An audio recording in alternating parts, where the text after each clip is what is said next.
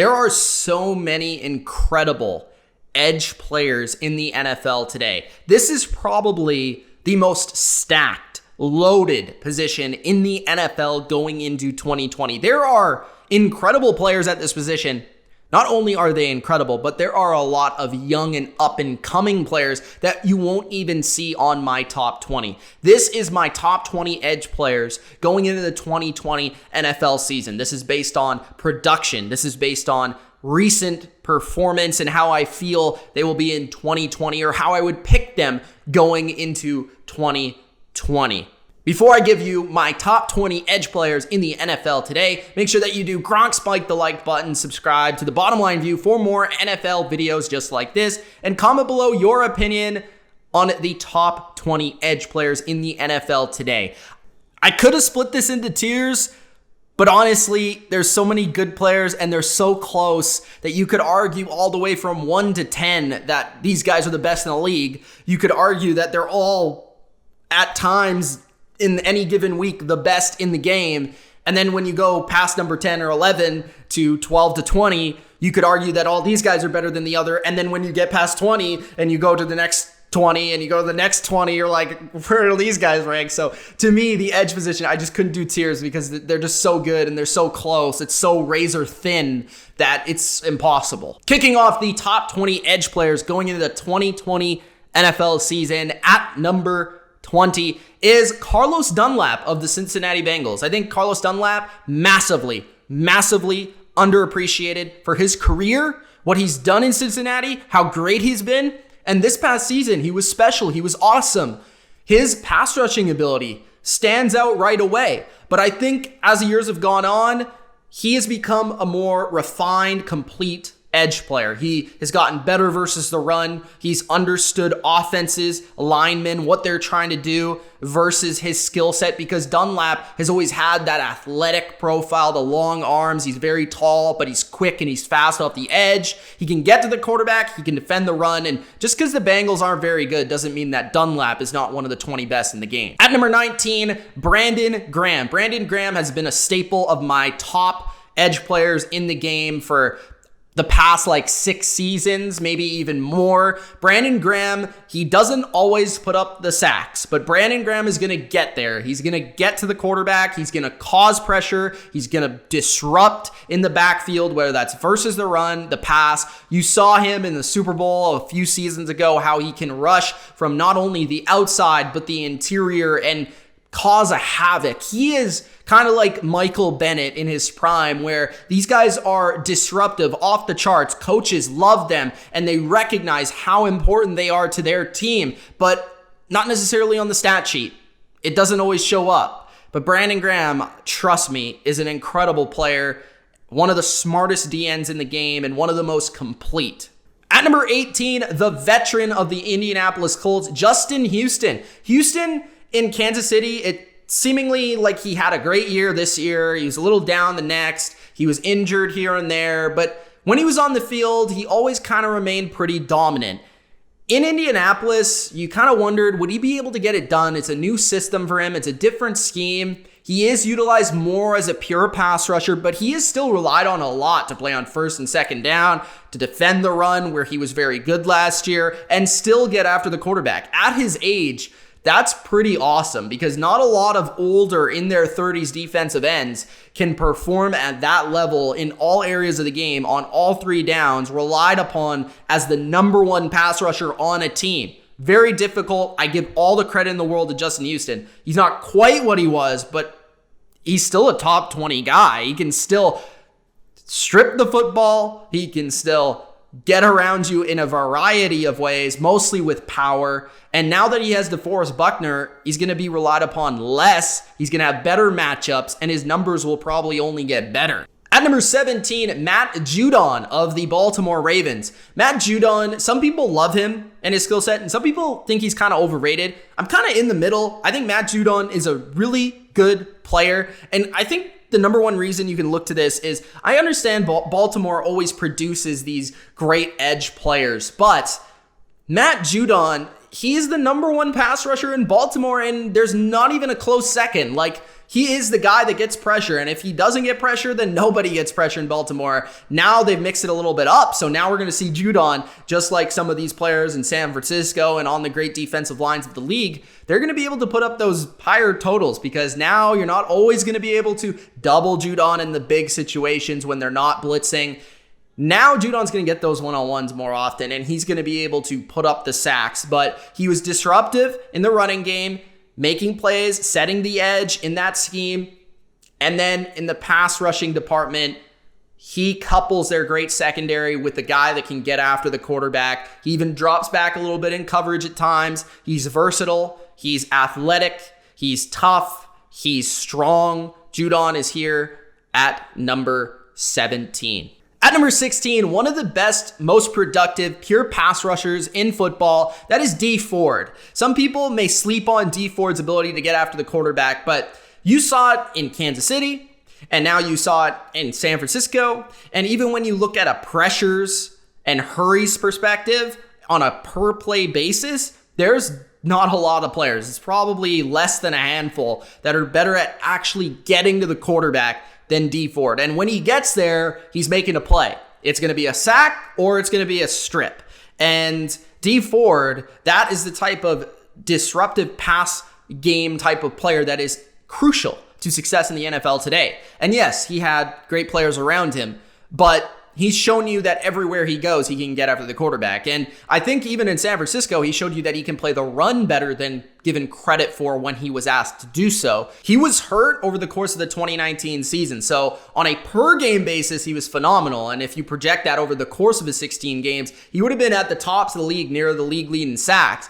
But because he didn't play all those games, you look at the numbers just as they are and you're not totally impressed. But trust me, Dee Ford is one of those monsters off the edge. At number 15, another guy that didn't quite put up the numbers that make you say, wow, but when you look at the disruption and when you look at the impact he has on his defense, he is still one of the 15 to 20 best edge players in the league, and that is DeMarcus Lawrence. I don't think DeMarcus Lawrence gets enough love because, yes, Dallas gave him the contract, and people want to say, oh, he's overrated because he got the contract and he's paid all this money and he didn't have all the sacks. Well, sacks aren't everything, guys. DeMarcus Lawrence, there's a reason why Robert Quinn put up all those sacks and all those pressures, because he got the one-on-ones and DeMarcus Lawrence was busy getting double-teamed and all the attention was paid to him. But when you look at the hurries, the pressures, still he produced in that department, and he just quite wasn't able to sack that quarterback. But Lawrence is a complete D end. He could play the run very well, play the pass well, and he is one of these guys that when he's on his game, he can take over a game and really be an issue. So Lawrence is here in the top 15 still for me. At number 14, Frank Clark of the Kansas City Chiefs. Clark didn't have the greatest regular season in the world. I think that's partly because he was a little injured over the course of the year, banged up, all that. He was adjusting to a new system on a new team, and the defense was finding its way. But once we saw them get in the playoffs, Frank Clark was arguably the best pure pass rusher in that playoffs. I mean, he was unbelievable, batting down passes, getting in the face of quarterbacks from the outside, from the inside. Him and Chris Jones were just an absolute terror for quarterbacks. Frank Clark is just super athletic. Frank Clark has the power. Frank Clark has the finesse. Frank Clark has the toughness, the speed, the strength. He has everything that makes a absolutely phenomenal pass rusher. And I think as you see him on Kansas City throughout the seasons, as we go forward, he's going to continue to gain appreciation because he will be in the spotlight. He will be on the Mahomes squad, and he will be putting up sacks because he'll be in position to do so. Yes, a little rusty and not so great at the beginning of last year, but as the year went on, when it really mattered, Frank Clark was dominant. At number 13, Trey Flowers of the Detroit Lions. I think Trey Flowers, even when he's in New England, didn't get enough respect for how great he was. He was the best player on New England's defense for the last couple of seasons. It was him or Gilmore in 18, and in 17, he was the best. And in 16, he was a huge reason they won the Super Bowl versus that dominant Atlanta offense. He was the best player in that Super Bowl, arguably, for that defense. So to me, Trey Flowers goes to Detroit. Trey Flowers goes to a place where they're not winning games, they lose their quarterback, all this business. He goes with Patricia, still puts up numbers, arguably even better. I think he had his most sacks ever this year. His pressures went up, his hurries went up. He is one of the most dominant run defenders from any position on the defensive line, whether it's outside or inside. And that's the thing I like about Flowers. I think he's one of the most versatile pass rushers in the game because he's dominant from the edge at times on first and second, but he can also be even better, in my opinion, as a rusher from the interior, using his power and his great hands and technique to beat a player at the guard or the center and really disrupt a passer from the inside. And I think you're going to see that even more this year in Detroit. I think Flowers is really slept on, and he's definitely in this top 15 conversation. At number 12, the NFL leader in sacks last year, Shaquille Barrett. The only reason I don't have Shaquille Barrett higher in the top 10 is just because this is his only season of huge success. But I even said last year, like, this was the most underrated signing of free agency, and people kind of scoffed at me and said, yeah, we like him, but like, there's other great signings out there. No, you got to understand that Shaquille Barrett was amazing when he was on Denver. He just really wasn't given the snaps because they had Von Miller and DeMarcus Ware. But finally, Barrett gets to be a starter in Tampa Bay, and he just leads the league in sacks. Bam. And he was dominant, and I think the thing about him was he led the league in sacks because I think it took a while for teams to actually realize this guy is pretty awesome. We should probably double team him. And his jump off the ball is phenomenal. He has great quickness and bend off the edge and pretty good hands. Shaquille Barrett was a part of the number one run defense in 2019. So he must have had a part in that for all the snaps that he played, setting the edge. And being from Denver, he was dominant in that role previously. But what I really like about Barrett is his versatility. I think not only can he defend the run or get after the quarterback and lead the lead in sacks, but he can also drop back in coverage if you ask him to. And that's a very rare trait that not a lot of these outside linebacker edge players have. And Barrett, he's a great blitzer. I mean, he does everything at a very high level. I just need to see the consistency that some of these other guys have had. And I will say that leading the league in sacks, it probably won't happen again, but I do expect him to have double-digit sacks in 2020. At number 11, J.J. Watt. And this might be a little shocking to people because he was dominant last year when he played. I totally get that. And he put up the numbers, he put up the pressures, all that stuff. But the injuries. I just can't put a player that only plays half a season every year in the top 10 when there's so many amazing edge players in this game. Like, this is in terms of value. Like, if we're talking about peak performance and like who I would pick for one game if they were healthy, he's probably in the top 5. No questions asked. But if you're asking me to take a guy for a full season going into 2020, coming off another injury, like, there's so many questions about Watt that I just can't. He's one of the greatest defensive players of all time. I'm not trying to take anything away from him. I can't trust him at this point, and I can't trust him to carry a defense the way he used to, which he's going to be asked in 2020. He's getting all the attention in the world. If he still puts up dominant numbers, I was wrong. And if he stays healthy, I was wrong, and he could prove me wrong, and I hope he does. But man, like, there's so many amazing edge players in this game that are younger, healthier, are on the field more often, that I just rather have those guys over a guy that only plays like 8 games. At number 10, Nick Bosa, the rookie phenom, really, from last season for the 49ers. He was near the league lead in sacks and disruption and pressures, hurries, PFF grade, everything. Everything you want to judge an edge player on, he was at the top of the league. He did and does benefit from a really awesome D-line around him with Buckner and Armstead and Ford, as we already discussed, but he's the best player on that line, arguably, and probably is now because Buckner left.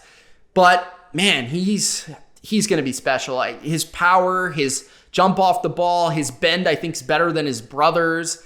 He's really refined, and his ability to tie together moves for such a young player is impressive. He's so explosive. Like, everything you want from a pure pass rusher, he has. He's going to be awesome.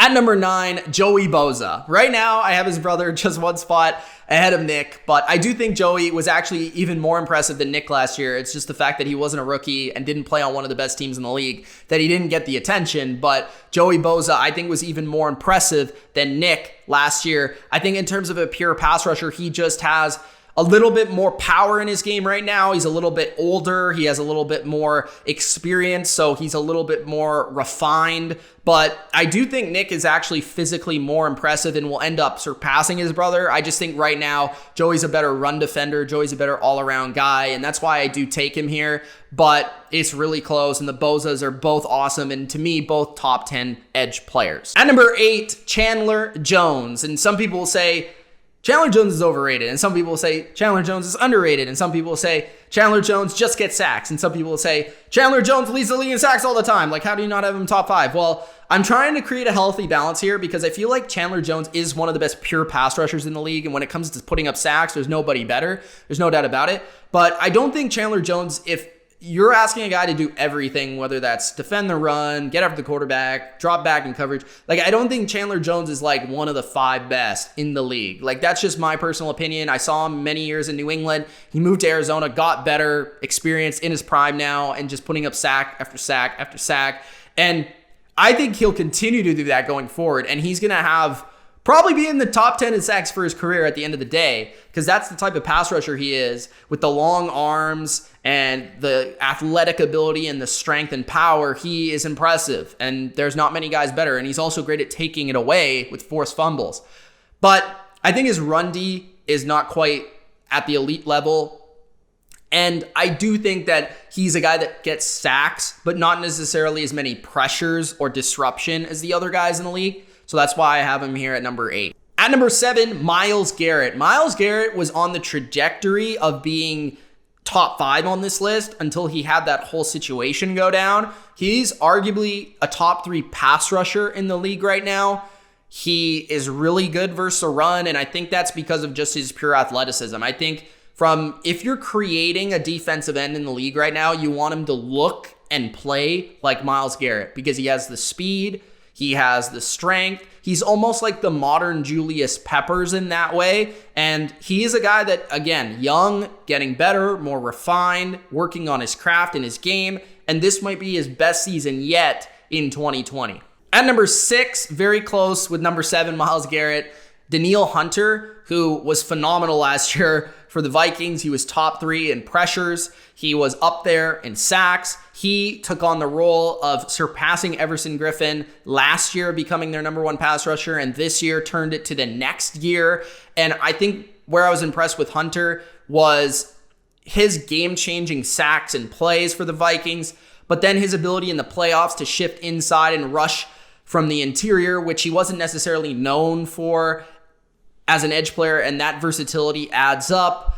Another super athletic guy who's still very young, and there's so many amazing guys that you could argue he's number 2, number 3, maybe even number 1, but he's definitely in the top 6 or 7. At number 5, Khalil Mack of the Chicago Bears.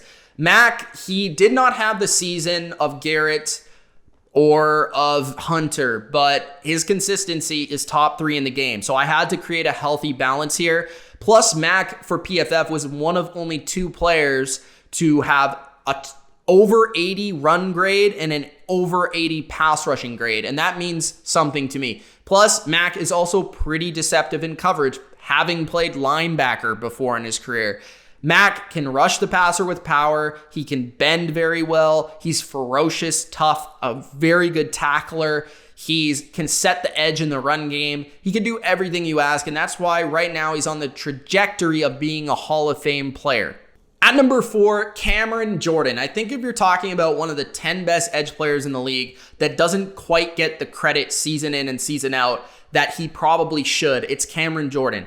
Cameron Jordan, every time I watch the Saints in a meaningful game or any game whatsoever, Cameron Jordan sticks out. Cameron Jordan makes plays, whether it's as a run defender, whether it's as an interior or edge rusher.